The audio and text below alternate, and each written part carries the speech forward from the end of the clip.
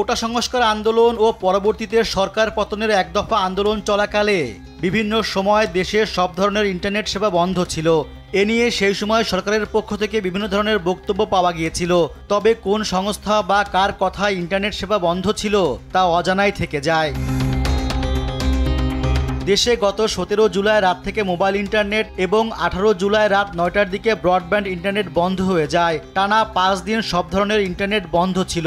Mobile internet বন্ধ ছিল 10 দিন। সামাজিক যোগাযোগ মাধ্যম ফেসবুক ও ইন্টারনেট ভিত্তিক যোগাযোগ মাধ্যম হোয়াটসঅ্যাপের মতো সেবা বন্ধ ছিল 13 দিন। সরকারি সংস্থাগুলো ইন্টারনেট বন্ধের বিষয়টি স্বীকার করেনি, বরং তার বদলে নানা সময়ে নানা বক্তব্য দিয়েছিলেন তখনকার ডাক, টেলিযোগাযোগ ও তথ্য প্রযুক্তি প্রতিমন্ত্রী জুনাইদ আহমেদ পলক। তিনি সামনে এনেছিলেন ইন্টারনেট অবকাঠামোর অগ্নিসংযোগের কথা। সরকারি দুই সংস্থা বাংলাদেশ টেলিযোগাযোগ নিয়ন্ত্রণ কমিশন বিটিআরসি ও national telecommunication monitoring centre NTMC internet বন্ধের নির্দেশ দিত। এমনকি জুনাইদ আহমেদ পলকও সরাসরি ফোন করে ইন্টারনেট বন্ধের নির্দেশ দিয়েছিলেন। সূত্রের বরাত দিয়ে এই তথ্য জানিয়েছে প্রথম আলো। গণমাধ্যমটির প্রতিবেদন বলছে 15 জুলাই দিবাগত রাত 12টার দিকে হোয়াটসঅ্যাপের শাহবাগ ও ঢাকা বিশ্ববিদ্যালয়ের রাজু ভাস্কর্য এলাকায় মোবাইল ইন্টারনেট বন্ধের নির্দেশ দেওয়া হয়। এর প্রায় আধা ঘন্টার মধ্যে আরেক নির্দেশনায় ঢাকা বিশ্ববিদ্যালয়, জাহাঙ্গীরনগর বিশ্ববিদ্যালয়, চট্টগ্রাম বিশ্ববিদ্যালয়, রাজশাহী বিশ্ববিদ্যালয় ও সিলেটের শাহজালাল বিজ্ঞান ও প্রযুক্তি বিশ্ববিদ্যালয়েও ইন্টারনেট বন্ধের জন্য বলা হয়। পরদিন 16 জুলাই দুপুরের দিকে বিটিআরসির একই বিভাগ থেকে দেশের 59টি বিশ্ববিদ্যালয়ের মোবাইল ইন্টারনেট বন্ধের নির্দেশ আসে। সঙ্গে উল্লেখ করা হয় এই নির্দেশনার ক্ষেত্রে ডাক, টেলিযোগাযোগ ও তথ্য প্রযুক্তি মন্ত্রণালয়ের অনুমোদন রয়েছে। বিটিআরসি এই মন্ত্রণালয়ের অধীনে একটি সংস্থা। সাবমেরিন কেবল কোম্পানি ও আইটিসি সূত্রে জানা যায় 18 জুলাই সন্ধ্যায় বিটিআরসি ব্যান্ডউইথ বন্ধ করতে নির্দেশ দেয়। আইটিসি কোম্পানিগুলো লিখিত আদেশ চাইলে হোয়াটসঅ্যাপে বার্তা পাঠানো হয়।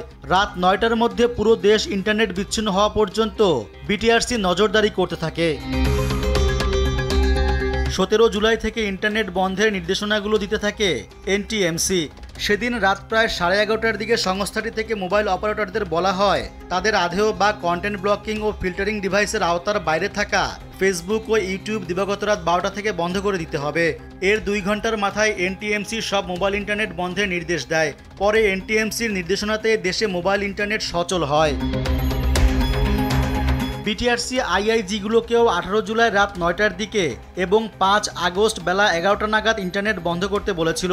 তবে আইআইজিরা জানিয়েছে তারা ইন্টারনেট বন্ধ করতে গিয়ে দেখে আগেই ব্যান্ডউইথ সরবরাহ বন্ধ হয়ে গেছে। 28 জুলাই বেলা 1:30টার দিকে এনটিএমসি থেকে ইমেইলের মাধ্যমে মোবাইল অপারেটরদের বলা হয় ইন্টারনেট সচল হবে, তবে তার আগে Facebook, Messenger, WhatsApp, Telegram, Viber, imo, YouTube, Bip, Signal, Skype ও বটিম বন্ধ করতে হবে। এরপর আগস্টের 5 তারিখ শেখ হাসিনা প্রধানমন্ত্রীর পদ থেকে পদত্যাগ করে দেশ ছাড়েন। তার আগে কয়েক দফায় এনটিএমসি ইন্টারনেট বন্ধ সংক্রান্ত নির্দেশনা দেয়। সংস্থাটির মহাপরিচালক ছিলেন মেজর জেনারেল জিয়াউল হাসান। তাকে 6 আগস্ট সেনাবাহিনীর চাকরি থেকে অব্যাহতি দেওয়া হয়।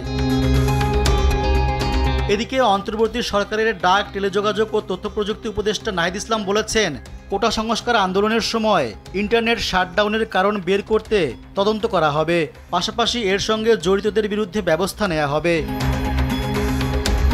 রেজওয়ান সিদ্দিকী, দেশ টিভি।